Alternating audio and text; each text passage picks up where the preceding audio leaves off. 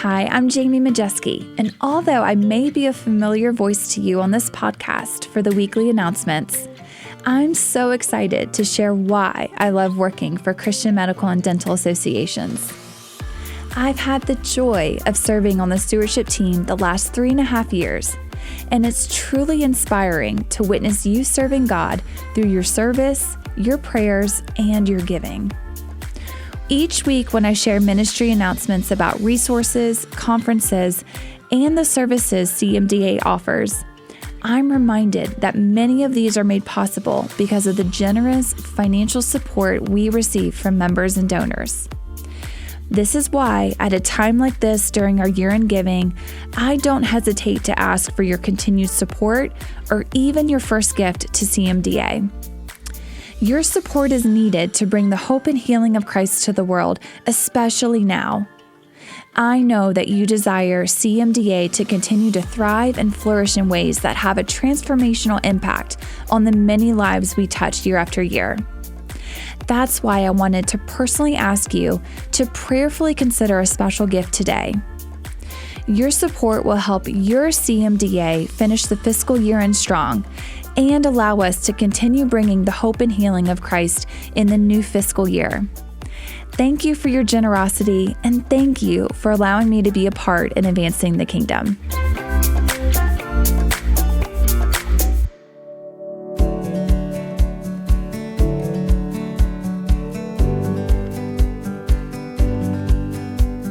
You're listening to CMDA Matters, the weekly podcast of Christian medical and dental associations. Here's your host, Dr. Mike Chupp. Can you believe that it's already the first week of June? It's hard to believe how quickly the month of May just flew by after our impactful 2024 CMDA National Convention. I just returned to CMDA headquarters after spending the weekend in Kansas City, Missouri, where I got to speak for the annual INMED Humanitarian Health Conference on the topic of critical connections that enable us to serve in healthcare for the world's forgotten people. And I also got to share on a topic that's very near and dear to my heart on effective healthcare mentoring. And I think actually the highlight of the weekend, speaking of mentoring, was the opportunity to sit around the dinner table with several senior council members from the CMDA Council, many of them who've been serving for years in Kansas City, who have impacted class after class, generation after generation of young healthcare professionals, and have set the example. They're role models and mentors for young people who want to please God with their careers. And these are docs, many of whom I'd never met before, and yet no matter what city I visit, no matter what ministry area, chapter, community, I find those who smell like, they have the aroma of Christ within healthcare. And so it is such a great opportunity, a privilege, as Jamie was just sharing, to be serving with this ministry, the Christian Medical and Dental Associations. Well, in this week's episode of CMDA Matters, I'm joined by Dr. David Levy. He's a neurosurgeon from California who believes so much in the power of integrating medicine and faith that he actually wrote a book about it entitled Gray Matter. And he's also helped us at CMDA produce a couple of new episodes of our Faith Prescriptions on-demand video series. So I invited him to join me for a conversation specifically about the importance of praying with patients and making faith a regular part of patient care interactions, no matter what your subspecialty or your discipline. So keep on listening, and you're going to hear more from Dr. David Levy.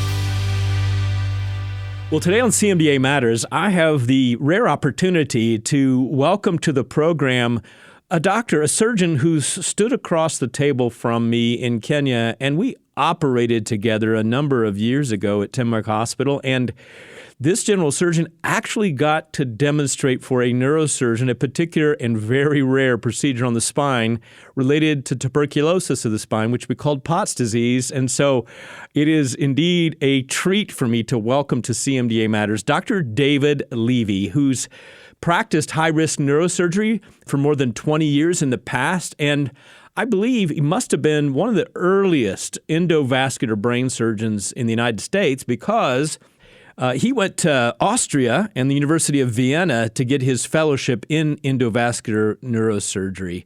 Went to medical school at Emory University in Atlanta and did his neurosurgical training at the Barrow Neurological Institute in Phoenix, Arizona.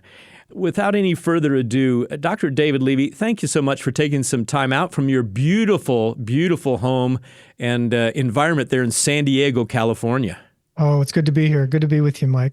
And I remember that case. It was fun to operate with you. Thanks so much for teaching me about Pott's disease. Dr. Levy, you wrote a book a number of years ago, and it was just before you came to Kenya. And so you shared with us faculty, missionaries there at Timuc, as well as our residents, about the power of prayer, because you wrote the book entitled Gray Matter, A Neurosurgeon Discovers the Power of Prayer, One Patient at a Time. And I find it fascinating that the individual, the healthcare professional who introduced you to prayer with his patients was a dentist, your dentist, and you came away from that encounter encouraged. So tell our listeners just a little bit about how you got introduced to the power of prayer and began to incorporate prayer yourself into your practice. Sure. I was, wondering how I would incorporate my faith into my practice, and I had to have a filling replaced. So I went to my dentist, and I sat in the chair, and as dentists do, they pull out that big, 3-inch needle that they're going to stick into your mouth. And I tensed up a bit. I believe where injections are concerned, it is more blessed to give than to receive. Uh-huh. Well, he saw that I was tense. He put his hand on my shoulder, and then he said a short prayer. He knew I had some faith because we talked earlier, and he just said, God, thank you for David. Guide my hands. I don't remember all the things he said, but I remember there was a peace that came over me at that point. And, the injection still hurt a bit, but nothing like I was expecting. And after the case, I was driving home, and I just felt this voice saying to me, hey, you should pray for your patients. I said, oh, no. That's a special gift that dentists have, that they're really good at it. I don't want to try that. And so I had sort of this argument with God, basically, and ultimately concluded that if I was going to pray, I had to be also willing to be misunderstood at some point, because Jesus was misunderstood. But if I wanted to represent God in my profession, then bringing God in, and prayer is one great way to bring God into the physician's practice, the prayer was going to be important. And so therefore I started at that point offering prayer to my patients. Well, you were the clinical professor of neurosurgery at the University of California, San Diego for a number of years. And as you were incorporating this practice of prayer and respectfully asking patients if you could pray for them in various situations, I'm guessing that most people were not hostile about that. Is that a fair assumption that for the most part people received it with joy or maybe curiosity? Or were there some folks who were hostile? There were both. Most people did receive it well. Most people were happy to have a prayer, especially those with faith. They thought that was just such a treat. It really gives people a lot of peace if they have a faith, or obviously wanting everything to go well. It seems like it's addressing the whole person versus just the specialty. And I believe people really appreciate someone who looks at them as a whole person. So you've been traveling around the globe. I mean, I've seen you in a number of situations, especially as I prepared to receive you there at Timuc Hospital and got to know a little bit more about you, that you've shared even in secular news stories, interviews about this highly trained and skilled and experienced neurosurgeon praying with patients. As you've traveled around the globe, have you been received favorably by healthcare audiences, or maybe sometimes not as favorably? This notion of a doctor doing the work of maybe a pastor, a minister. Most of the time it is received well, but I think sometimes people are hesitant because the question they're asking themselves is, what is it going to cost me? What is it going to cost me to add prayer, to add the spiritual aspect into my practice? because basically doctors worldwide have it pretty well. They are at the top end of society. People want their opinion and people are willing to pay for it. So even in countries where the doctor's pay is fairly low, the patients will bring doctors gifts. I mean, they are typically at the higher end of society. And, when Jesus says, he who finds his life will lose it, and he who loses his life for my sake will find it, I think that applies here, Mike, because doctors that I encounter worldwide have really found their life in this world for the most part. Mm-hmm. They are comfortable. They are well respected in society. They are, they have the long white coats, and they have everything that the world offers them. And so to consider that they would want to potentially put that at jeopardy, many are not willing to consider it. They would even consider what I'm telling them foolish, to give up what they have in this world to potentially bless someone. And also, they're not so comfortable looking to the next life. They're not, we get attached to this world, and it's difficult to say, hey, there's a heavenly future coming up. You don't want to lose your rewards there because you've received them all here. Well, and I find it interesting, again, with your own experience that you just shared with us, laying in that dental chair, that the peace that came over you because prayer meant something to you, that even our secular colleagues who don't believe in faith or even believe in God would understand that to relax and to calm and give peace to our patients has value, even if you don't necessarily believe in the faith that you, Dr. Levy, are espousing, the gain and the benefit for our patients, to bring them comfort at a time when they're stressed out or have had loss or contemplating some major intervention. I would think our secular colleagues would at least understand why we would want to do that and serve with kindness our patients. Yes and no. You would think that, but you would also think that Jesus' rabbi colleagues would have really thought what he was doing, all the healings that he was doing and all the peace he was giving to people was a really good thing. Mm-hmm. There is a spiritual battle going on. It was threatening, wasn't it, what he was doing to them? Indeed. It compromised them maybe. And what I've found is that as far as the colleagues are concerned, that even though what you're doing is good, there is a threat to them, because if they think what you're doing is good, then either they need to join you, which they don't want to do, or they need to find a reason why they're not going to join you. And so Jesus does say in Matthew 10, he comes to bring a sword and not peace. There is a division of people who are going to line up on one side or the other. People who are not following Jesus don't really want this going on, because I think it convicts them. Well, for our listeners, the timing of this interview with Dr. Levy is because Dr. Bill Griffin, our dentist, vice president of dental ministry at CMDA, who has been producing our series called Faith Prescriptions, is producing 5 different modules to talk about opposition to spiritual interventions in healthcare and living out sharing your faith when it gets really hard. And you mentioned earlier, David, that there is a cost. And in your book, the very last page of your book, I reviewed it this morning, is, that cost is going to be time. Well, things have changed just in the last 13 years since you wrote your book. There actually is more cost, and you've experienced that cost for yourself. Tell our listeners just a little bit about the cost that you experience, and briefly that you explain in your module entitled Opposition to Spiritual Interventions in Healthcare. When I wrote the book, I was concerned about what would happen when it came out, how it would be received by my colleagues, by the hospital. I gave a copy to each of my neurosurgery colleagues as well as to the medical director. What I didn't want to happen was for people to feel that I was going behind their back, that I was doing something that was secretive. So I wanted it out in the open. I gave a book to those that I just mentioned. I didn't hear anything. I didn't hear anything for 6 weeks or so. And then I got a call or an email from the chairwoman of the ethics committee, who said, we'd like you to come and speak to the ethics committee on this topic of prayer. And I thought, the medical director has given me a copy of your book. And I thought, oh, this is great news.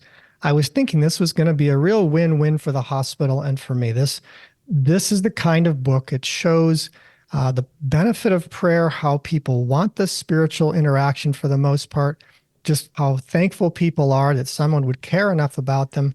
The hospital is going to really gain from this. People are going to want to come to this hospital.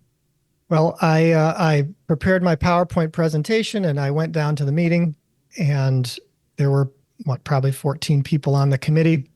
Everyone sat down. The meeting commenced. I stood up to present, and the woman said, no, you sit down. We're talking to you.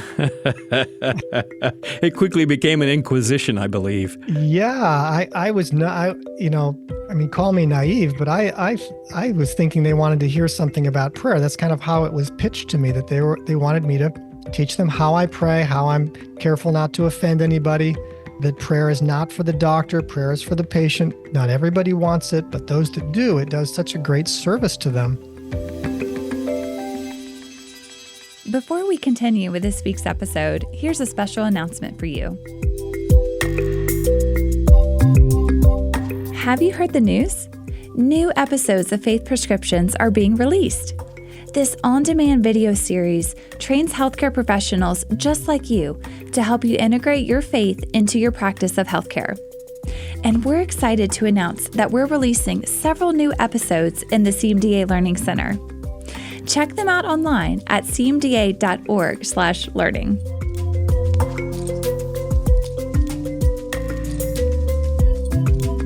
If you haven't yet visited the CMDA Learning Center, then you are missing out. Our Learning Center is filled with continuing education courses to help you learn about today's bioethical issues. More than 100 hours of credits are available at no cost to CMDA members, and we're adding new courses on a regular basis.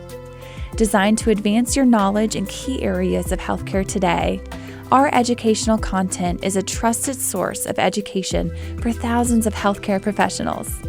And it's free for CMDA members. Get started today by visiting the Learning Center at cmda.org/learning. Let's jump right back into this week's episode.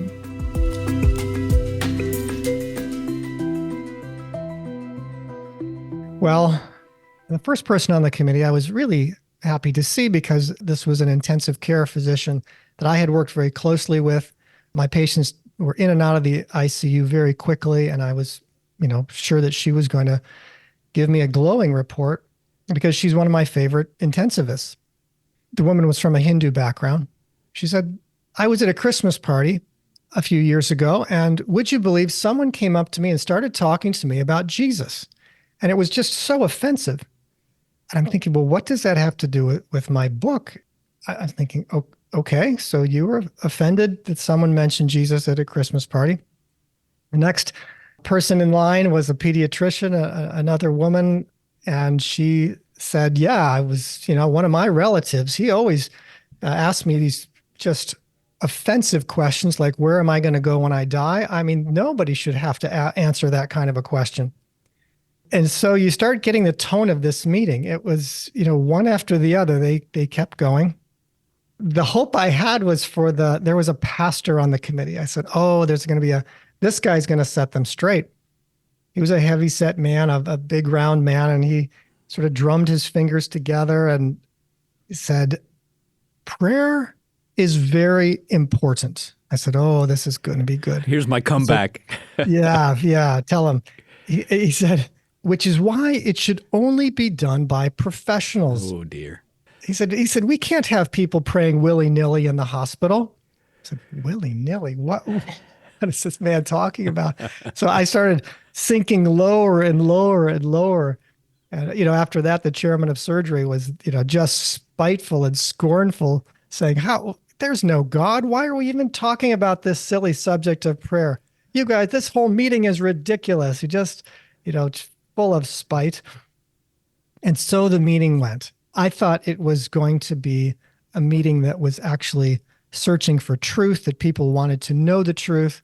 But ultimately, this was not a meeting about truth. This was a meeting to stop me from praying. This was a meeting to cancel me. And I was not prepared for that. It was surprised. These were my colleagues, probably half of the people on the committee I knew personally. We'd worked together. We'd done cases together. And also the last person to speak was my chief.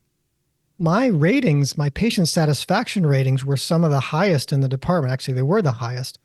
I had between 95, 98% patient satisfaction ratings.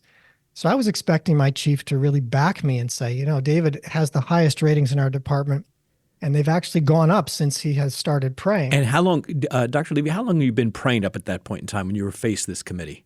So I'd been in the hospital for 14 years. So that's important. So these people knew me, and they knew my reputation. They knew I was a good doctor. And I'd been praying for 7 of those years. So for 14 years in the hospital, I've been praying for 7. So my chief says just one sentence, there has been one complaint. Oh, of all the things he could have said, there's been one complaint, which wasn't about praying.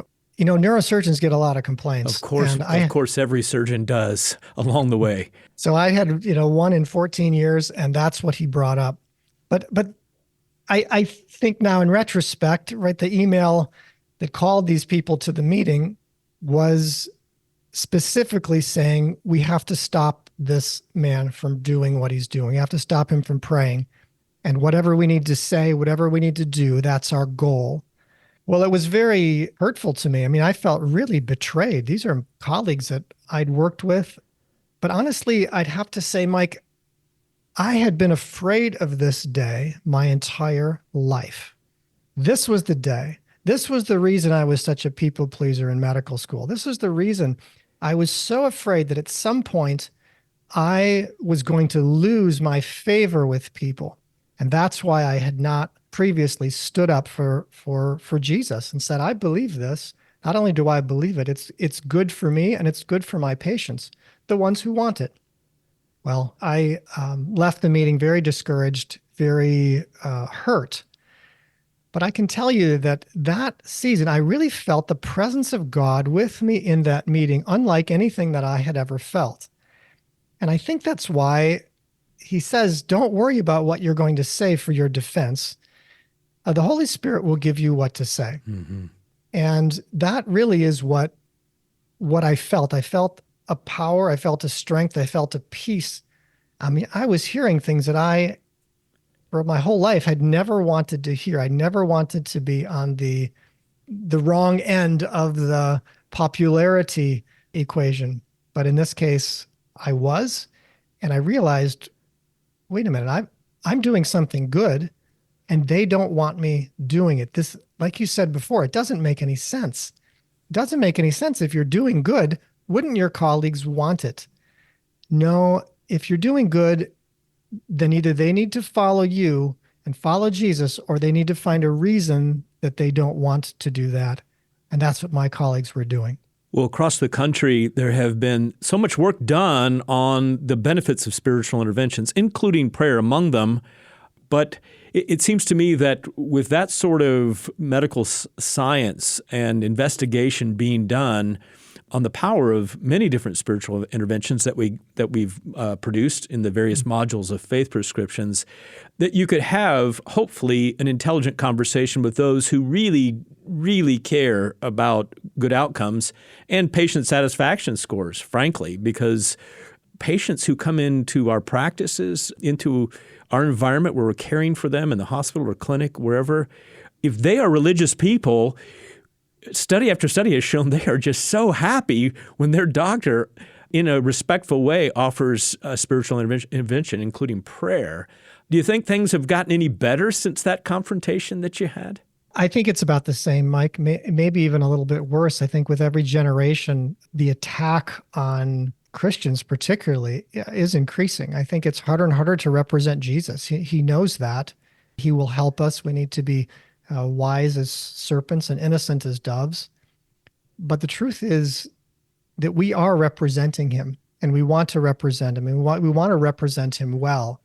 And so asking spiritual questions and allowing the patient to lead also is helpful. Where people get into trouble is when the patient will ask one question and you feel like you have to dump everything you know on them spiritually. You're dumping the truck on these people, and it's way too much for them. So they're asking you, for a little raisin or a piece of fruit or something, and you back the truck up and say, "Oh, let me tell you about this and the sermon I just heard last week," and you overdo it, and you think that this person wants more than they want.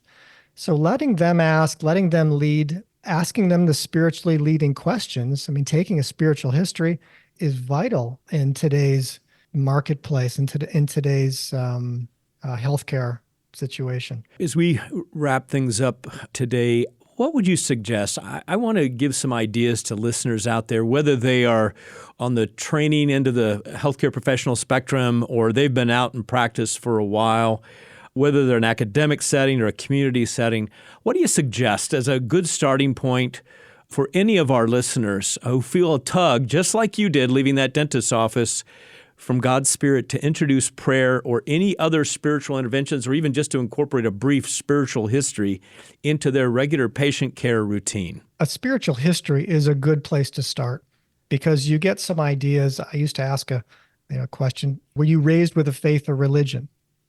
And often by the way they answer that question, you can tell if they're still following that or not. But then I often would follow up with, are you still following that now? Do you still practice that now? And just getting them answering those questions, you get a feel for where they are. You can ask things like, is prayer part of your life? Are there any other spiritual interventions that you would like? I'm looking for interest. Because if someone is not interested, if they're just dismissing it out of hand, then I'm probably going to be wasting my time. And that's when you risk offending people if they really are not moving toward you.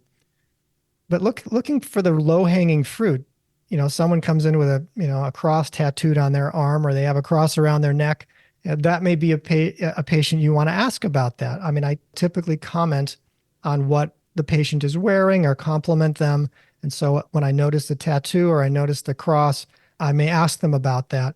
You're looking for essentially a nudge from the Lord to say, hey, this person, you could really encourage them. You could really encourage them in their walk today. They're discouraged. They're in the doctor's office. They're in a dentist chair. They're afraid. This is the person you want to remind, hey, God is with you. If you're a Christian, Jesus is with you. Would you like a prayer? Would that be a blessing to you? That's what you're looking for. Can I bless the person? Not, can I push this on them? So if this would be a blessing to you, I often say a lot of people find that a prayer gives them peace and comfort. Is that something you would like? Or I often will say, if that's something you would like, you can ask me for that on the day of surgery, or you can ask at your next visit, not to put them on the spot, but just to let them know. Many patients like this. And if you're comfortable, if that's something that would bless you, I'm happy to do that with you. Great advice, David. I've even had some unexpected blessings from having prayed with patients in a surgical unit and having nurses either refer to me or coming directly who had heard that I pray with patients to ask me if I would pray with them over a family challenge or crisis or stress. So the opportunities for multiplying that ministry are just so numerous.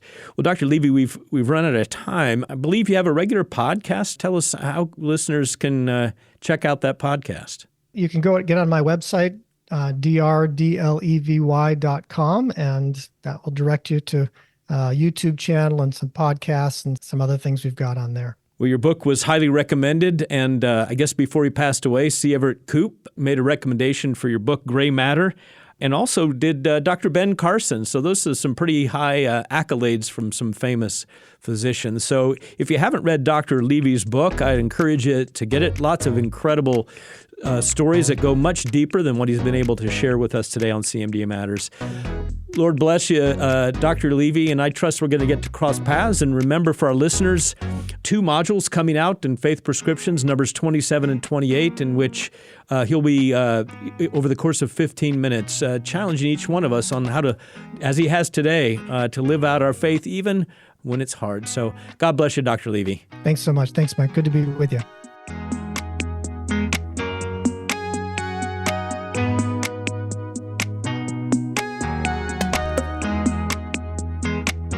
Well, Dr. David Levy's book entitled Gray Matter, A Neurosurgeon Discovers the Power of Prayer, is available for you in our online CMDA bookstore. In this book, he blends medical drama, scientific exploration, as well as spiritual insight as he shares with us how he prays with his patients before performing various operations.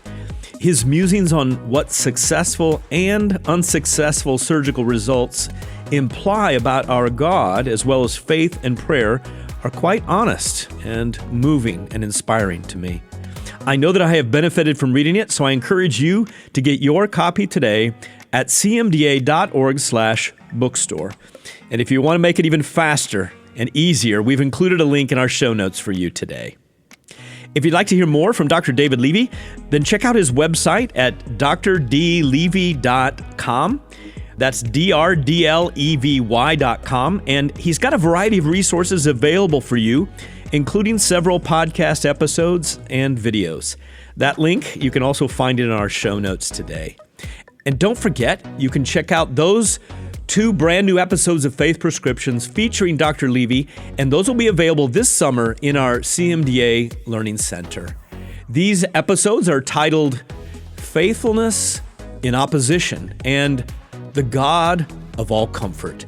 To watch the videos and check out the full list of all of our Faith Prescriptions episodes, just visit cmda.org/learning.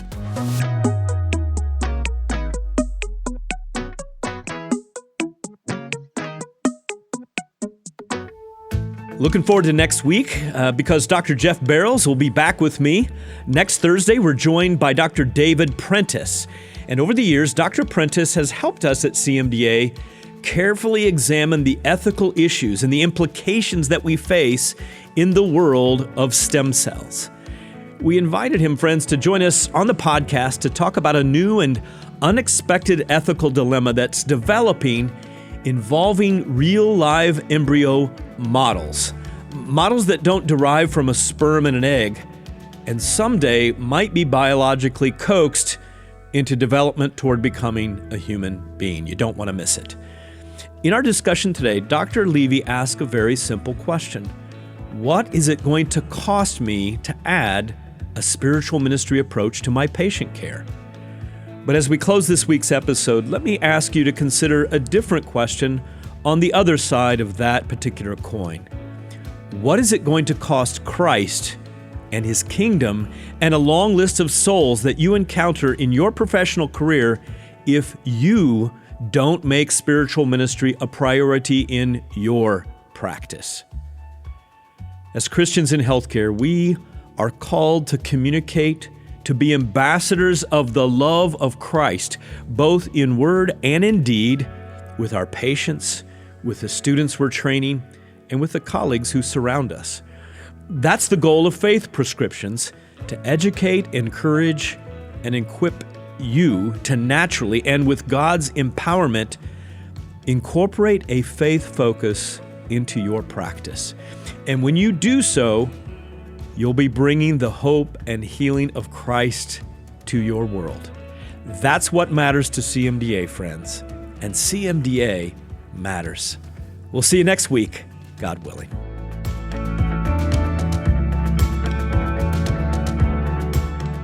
Thanks for listening to CMDA Matters. If you would like to suggest a future guest or share a comment with us, please email cmdamatters@cmda.org. And if you like the podcast, be sure to give us a 5-star rating and share it on your favorite social media platform.